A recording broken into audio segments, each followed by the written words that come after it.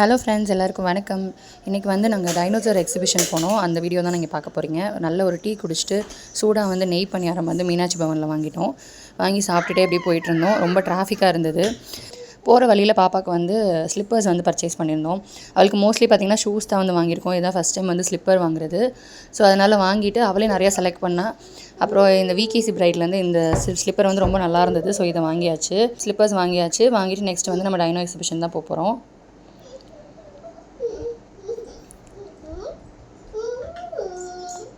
So இது எங்கே போட்டிருந்தாங்கன்னு பார்த்தீங்கன்னா, காந்தி மியூசியமில் வந்து நெக்ஸ்ட்டு ஒரு கேட் இருக்கும்.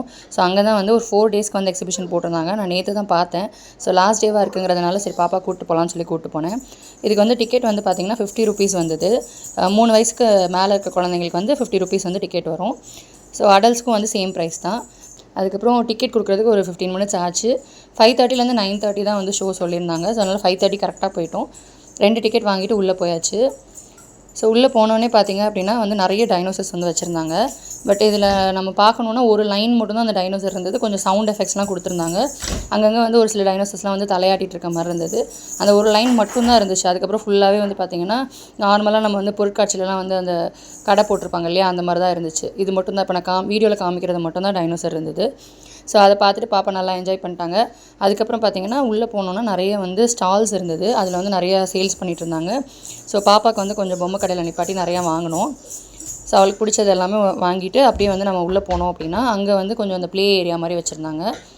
ஸோ பாப்பாவுக்கு இப்போ சின்ன குழந்தைங்கள கூப்பிட்டு போனால் நல்லா என்ஜாய் பண்ணலாங்கிற மாதிரி தான் இருந்துச்சு.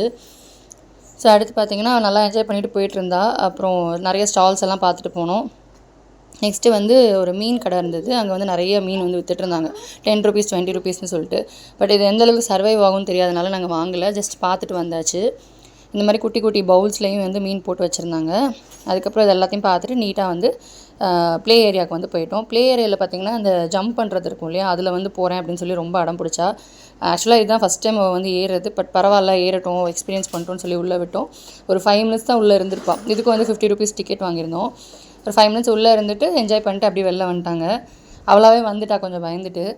அப்புறம் போட்டிங்லாம் இருந்தது குழந்தைங்களுக்கு. ஸோ போட்டிங்லாம் வந்து போயிட்டு இருந்தாங்க. சின்னதாக ஒரு ஸ்விம்மிங் பூல் மாதிரி செட் பண்ணி நிறைய ராட்னம் அந்த மாதிரிலாம் இருந்துச்சு. அதெல்லாம் முடிச்சுட்டு ஒரு 6:30 போல் நாங்கள் கிளம்பிட்டோம்.